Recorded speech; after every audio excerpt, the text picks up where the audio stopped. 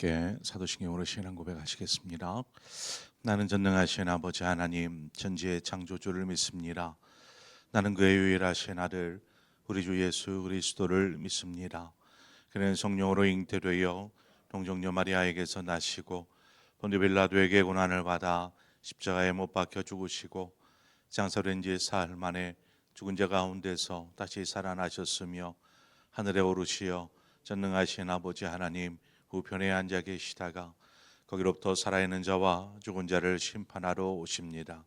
나는 성령을 믿으며 거룩한 공교회와 성도의 교제와 죄를 용서받는 것과 몸의 부활과 영생을 믿습니다.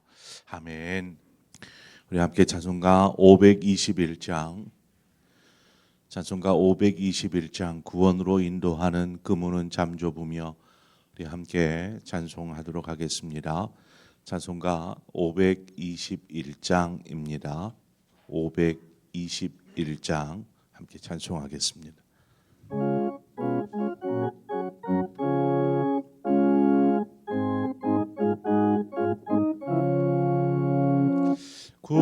구원으로 인도하네 그 문은 참 좁으며 생명으로 인도하네 그 길은 참 험하니 우리 몸에 지워있는 그 더러운 죄짐을 하나 없이 벗어놓고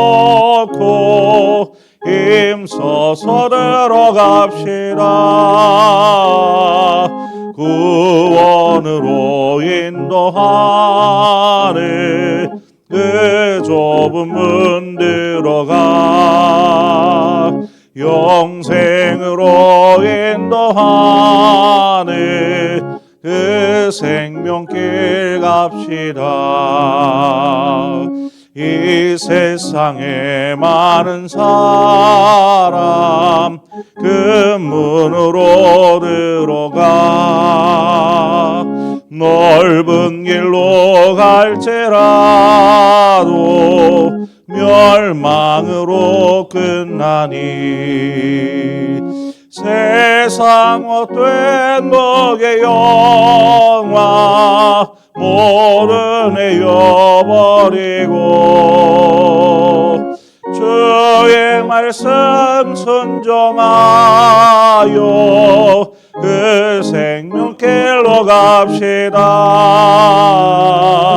구원으로 인도하네 그 좁은 문 들어가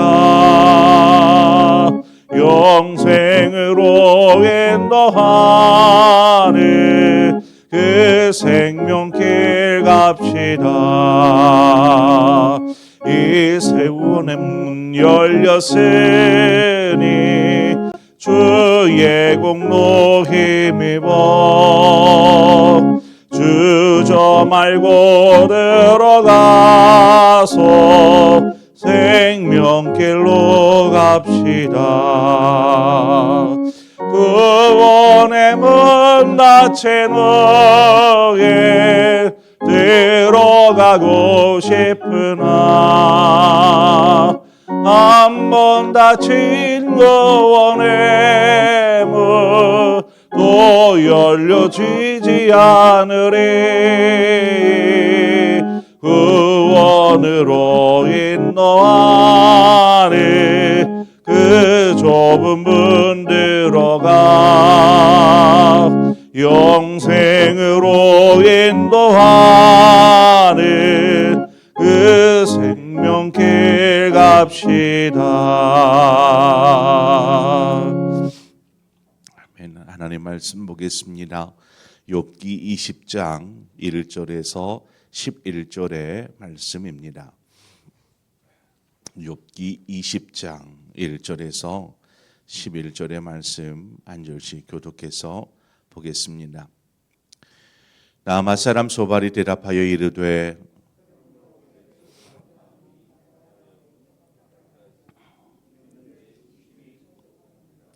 내가 나를 부끄럽게 하는 책망을 들었으므로 나의 슬기로운 마음이 나로 하여금 대답하게 하는구나.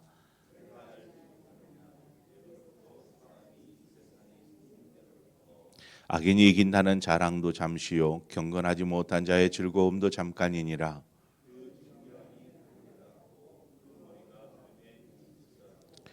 자기의 똥처럼 영원히 망할 것이라. 그를 본 자가 이르기를 그가 어디 있느냐 하리라.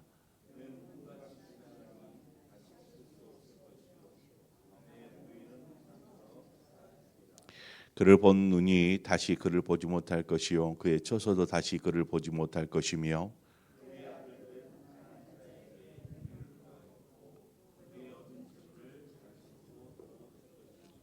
함께 읽습니다. 그의 기골이 정령같이 강정하나 그 기세가 그와 함께 흙에 누우리라. 아멘. 오늘 본문은 이제 욥의 친구 가운데 세 번째인 소발이 두 번째 자신의 이야기를 하고 있는 내용입니다. 소발의 주장은 그렇습니다. 첫 번째 자신이 이야기했었던 것과 별반 다르지 않습니다. 5절 말씀에와 같이 악인이 이긴다는 자랑도 잠시요 경건하지 못한 자의 즐거움도 잠깐이니라. 이 구절에서 이야기하는 것과 같이 악인은 결국 징계를 받는다, 고난을 당한다 라는 것입니다. 이거를 좀 바꿔 말하면 하나님께 고난을 받는 사람은 악하기 때문이다, 이런 주장이 논리가 되는 것이죠. 이 말도 한편으로는 일리가 있다고 봅니다. 하나님 앞에 악을 행한 사람이 징계를 당하는 것처럼 그 말에도 일리가 있습니다. 그러나 악인도 형통할 수 있죠. 여기 말씀할 악인이 이긴다라는 이길 때가 있고 또 경건하지 못한 자가 어느 동안 즐거울 수 있더라는 것입니다. 그러나 그것들은 잠깐이다, 한순간이다라는 것입니다. 하지만 소발의 주장에는 뭔가 어폐가 있다라고 할 수 있는데 우리가 반대로 생각해 보죠. 선한 사람도 고난을 당할 수 있다, 고난을 당한다. 악인들만 하나님으로부터 징계를 받아 고난을 당한다라고 주장할 때 바꿔서 선한 사람도 그러면 고난을 당하는 그것은 어떻게 설명할 수 있느냐? 여기에는 설득력이 없다라는 것입니다. 이러한 좀 뭔가 말의 어폐가 생길 수, 논리의 어폐가 생길 수 있는 것은 하나님의 생각이나 하나님의 뜻, 하나님께서 행하시는 일이 자신의 생각과 자신의 뜻보다 더 우선하여야 하는데 자신의 생각이 더 우선하기 때문에 이와 같은 욥의 친구들의 논리가 주장들이 나오기 시작하는 것입니다. 그 세 명의 주장은 다 똑같지 않습니까? 악하기 때문에 네가 고난을 당하는 것이다. 너가 뭔가 잘못한 것이 있을 것이다. 빨리 그거 돌이켜라. 이런 주장을 계속하고 있는 것이죠. 그러니까 하나님의 섭리, 하나님의 뜻, 이것을 이렇다라는 그러한 자기 생각을 가지고 계속해서 욥을 이야기하는 것입니다. 이사야 55장 8절 9절에 보면 이는 내 생각이 너희의 생각과 다르며 내 길은 너희의 길과 다름이니라. 여호와의 말씀이니라. 이는 하늘이 땅보다 높음같이 내 길은 너희의 길보다 높으며 내 생각은 너희의 생각보다 높음이니라. 이렇게 말씀하시는데 이 구절의 말씀과 같이 하나님의 생각과 뜻은 우리의 생각으로 이렇게 닿을 수 있는, 이해할 수 있는 이 폭을 훨씬 뛰어넘어 버리더라는 것입니다. 그러므로 우리의 이해 혹은 우리의 암 정도로 하나님의 뜻이 이렇다라고 해서는 안 되는 것이죠. 고난을 당하는 사람은 왜 고난을 당하는지 그것을 대해서 잘 알지 못할 수 있어요. 내가 왜 고난을 당하지? 그래서 생각하는 것이 무엇입니까? 내가 뭔가 잘못한 게 있는가 보다, 이런 생각을 먼저 하게 됩니다. 내가 지금 하는 일들이 잘 안 되고 하는 것 보면 내가 뭔가 잘못한 게 있는가? 하나님 앞에 잘못한 게 있는가? 이런 것들을 먼저 생기더라는 것이죠. 그러므로 하나님의 뜻 앞에 성도가 가져야 될 바른 신앙의 태도라고 한다면 자신이 하나님의 뜻이 무엇인지 이러니까 이럴 것이다라는 자기 생각에 빠져서는 안 된다라는 것입니다. 또 그러한 자기 생각이 다 하나님의 뜻이다라는 주장처럼 교만한 것도 없습니다. 그래서 늘 언제나 자신의 삶에 주어지는 일들 또 되어져 가는 일들을 바라보면서 하나님 앞에 늘 겸손한 태도를 견지해 가야 합니다. 뿐만 아니라 하나님께서 인도하시는 길, 하나님의 왜 이런 방향으로 내 삶을 우리의 가정을 이끌고 계시지라는 부분이 잘 이해가 되지 않을 수도 있습니다. 이처럼 이해가 되지 않아도 하나님의 뜻이 내 삶을 이 길로 인도하심을 우리가 믿고 순종하며 그 길을 걷는 것이죠. 마태복음 7장 13절 14절에 보면 좁은 문으로 들어가라 멸망으로 인도하는 문은 크고 그 길이 없어 그리로 들어가는 자가 크고 작으니 그 길로 들어가는 자가 많고 생명으로 인도하는 문은 좁고 길이 협착하여 찾는 자가 적음이라 이렇게 말합니다. 왜 주님은 생명으로 가는 길, 그 길을 좁고 협착하게 만들어 놓으신 걸까요? 왜 넓은 길로 이렇게 생명으로 가는 길을 넓게 만들지 않고 왜 좁고 협착하게 만드는 것일까요? 만약에 넓고 평탄하다라면 그렇게 만들어 놓았다라면 얼마나 좋겠습니까? 이 구절은 분명하게 좁은 길과 넓은 길을 구분해서 이야기하고 있습니다. 좁은 길은 생명으로 인도하는 길이지만 넓은 길은 세상으로 인도하는 길이다. 죄악으로 인도하는 길이다라는 것입니다. 사람들은 누구나 편안하고 편안하고 즐거운 삶을 바라고 소원하지요.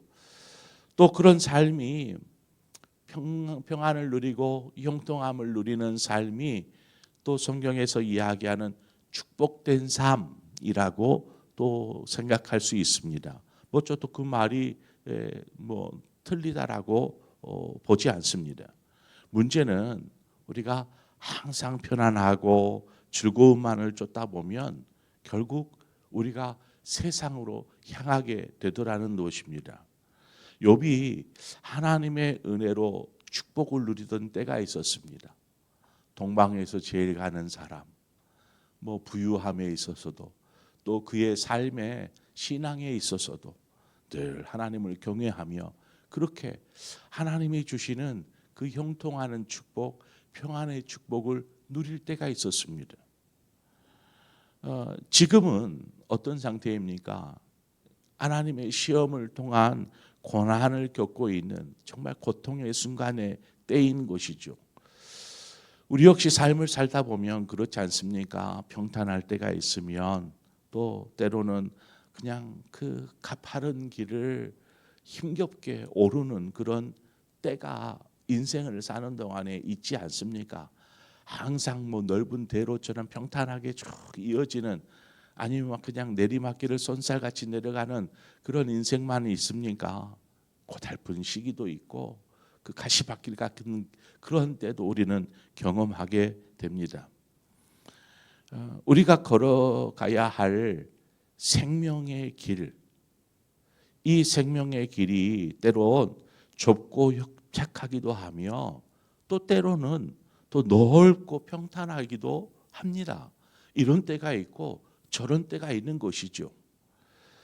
좁고 협착한 길을 걸을 때에는 힘겹고 조금은 고달프지만 그 길이 생명으로 인도하는 길이기에 우리는 인내하면서 그 길을 묵묵하게 걸어가야 하는 것입니다. 주님이 십자가를 짊어지고 가실 때 그 당장 그 고통스러움, 그 힘듦, 그래서 등에 있는 이 무거운 십자가를 내팽개치고 싶었겠지만 이후에 수많은 죄인이 이 십자가를 인하여서 구원을 얻게 될 것을 생각하면서 주님은 끝까지 그 십자가를 짊어지고 언덕 위까지 오르는 것입니다. 결국에는 십자가에 달려 고난 가운데 죽으시지 않습니까? 바로 이렇게 주님이 고난을 당하신, 끝까지 고난을 당하신, 아버지 나를 버리시나이까 외친 그 울부짖음 속에서도 끝까지 그 십자가를 짊어지신 것은 후에 이 십자가로 말미암아 수많은 하나님의 백성들, 그 죄인들이 주께로 돌아오고 구원을 경험하고 생명을 얻게 될 것을 알기 때문에 그 길을 끝까지 걸으셨던 것이죠. 그러므로 우리 역시 우리의 삶에 고난이 찾아오면 우리는 끝까지 그 생명의 길을 묵묵히 인내하며 걸어야 하는 것입니다. 만약 우리의 삶이 넓고 그 평탄한 그 길을 걷고 있다라면 그때에는 우리 안에 뭐가 있어야겠습니까? 하나님, 우리의 삶에 이러한 평탄한 탄탄한 대로를 허락해 주셔서 감사합니다 하는 그 감사함과 또 기쁨이 있어야겠지요. 그 감사함과 기쁨으로 우리는 하나님 앞에 그 하나님의 은혜의 감사함으로 하나님 앞에 나아가야 하는 것입니다. 시편 100편 2절의 말씀처럼 기쁨으로 여호와를 섬기며 노래하면서 그 앞에 나아갈지어다. 하나님이 주시는 삶의 기쁨, 그것들을 그냥 삶에서 누리는 것이 아니라 그것을 인하여서 감사함으로 하나님 앞에 나아가는 것입니다. 이것이 바른 신앙의 태도인 것이죠. 어느 누구도 좁은 길 갖고 싶은 사람 없지 않습니까? 여러분 협착한 길 가고 싶습니까? 힘겨운 길 가고 싶습니까? 그런 사람 아무도 없습니다. 그렇지만 좁은 길이 하나님의 뜻이라면 우리는 우리의 생각 이것들을 잠시 좀 내려놓고 과감히 그 길로 뛰어들 수 있어야 합니다. 베드로가 밤새도록 물고기를 잡는다라고 그물질을 하였습니다.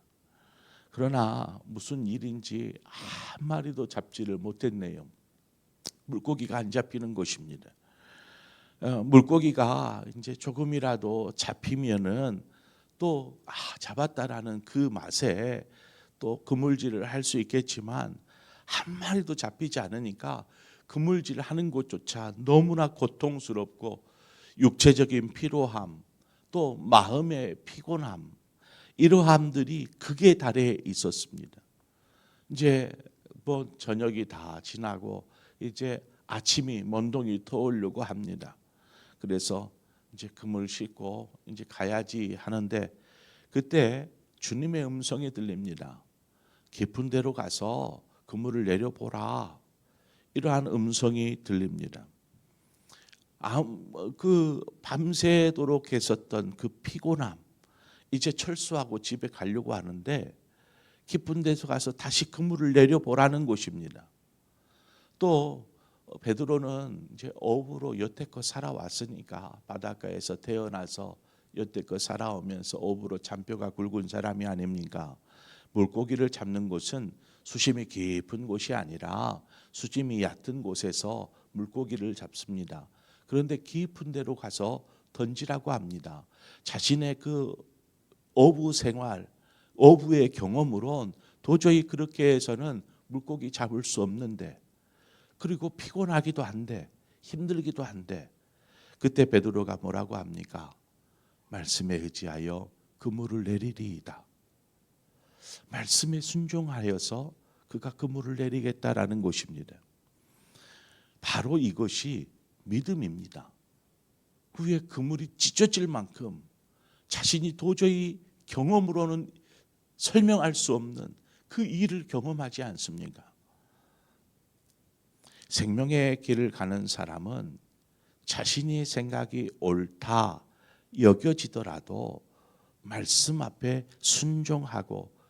순종하기 위해서라도 자신의 생각, 자신의 뜻, 자신의 경험을 내려놓는 것입니다.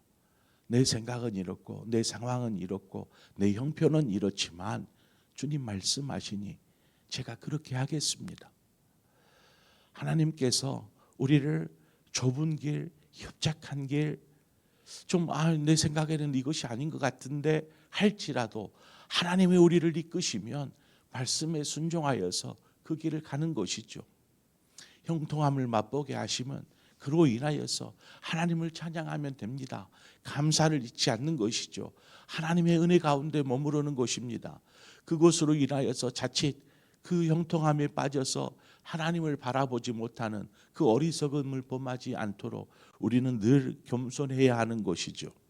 이처럼 우리의 삶에 어려움이 하나님의 뜻이라면 우리는 그것들을 충분히 받아들일 수 있어야 합니다. 하나님은 선하신 분이십니다. 일부러 고통을 주시고 고난을 주시는 분이 아니십니다. 분명한 하나님의 의도, 뜻, 계획이 있는 것이죠. 우리가 그것을 다 이해할 수는 없어요. 하나님의 뜻은 너무나 높기 때문에, 너무나 높은 차원이기 때문에. 하지만 그 모든 것들이 하나님의 영광을 위한 것이라면 하나님 인도하시는 대로 믿음으로 또 말씀에 순종하여 감사함으로 나아가는 그러한 믿음의 삶을 살게 해 주옵소서. 이러한 믿음의 고백이 우리 안에 있어야 할 줄 믿습니다. 그러한 믿음으로 오늘을 살아가시는 저 여러분 되어지기를 주님의 이름으로 축원드립니다. 기도하겠습니다. 주신 하나님 아버지, 은혜와 사랑을 감사합니다. 어떤 사람은 고난을 당하는 그 모습을 보고 뭔가 너가 잘못한 것이 있어서 그래 라는 그러한 생각, 자신의 생각으로 단정지어 이야기합니다. 어떤 사람은 왜 고난이 찾아왔는지 이해하지 못하여서 또 불평하고 원망하고 또 흔들리기도 합니다. 하나님, 생명의 길을, 구원의 길을 걷는 그리스도인으로서 우리의 삶 가운데 때로는 그 길이 좁고 협착하지만 왜 그런 협착한 길을 하나님이 주셨는지 이해할 수 없을지라도 이 길이 생명의 길이다라면 믿음을 가지고 묵묵히 인내하며 걸어갈 수 있도록 인도하여 주옵소서. 또 삶의 하나님의 은혜와 축복 가운데 우리의 삶에 넉넉함이 있게 하시고 형통함이 있게 하시는 하나님 그럴 때마다 우리가 그 형통함에 취해서 하나님을 잃어버리지 않도록 늘 감사함으로 기쁨으로 하나님 앞에 나아가기를 더욱 힘쓰는 우리의 삶이 되게 하셔서 우리의 삶을 통해 하나님의 뜻이 온전히 이루어지게 하여 주시옵소서. 예수님의 이름으로 기도합니다. 아멘. 네, 오늘 이 시간에 우리가 나라와 민족을 위해서 함께 기도하는 시간 갖겠습니다. 하나님, 이 나라가 바르게 세워지는 나라 되게 하여 주옵소서. 윗물이 맑아야 아랫물이 맑다라는 말이 있듯이 우리 지도자들이 먼저 하나님 앞에 바르게 설 수 있도록, 하나님을 두려워할 수 있도록 하나님 도와주시옵소서. 우리 그런 마음으로 함께 기도하고, 특별히 우리 기독교 하나님을 믿는 그러한 정치가들이나 경제인들이 먼저 하나님 앞에서 겸손히 서게 하여 주시옵소서. 우리 그런 마음으로 나라를 위해서 또 한국 교회를 위해서 우리 함께 기도하기를 원합니다. 그리고 오늘부터 우리 장로님들 수련회, 전국 장로회 수련회가 있게 됩니다. 여러분 위해서 2박 3일 이어질 장로회 수련회를 위해서 기도해 주시고, 또 내일부터 우리 청년부 수련회가 또 진행이 됩니다.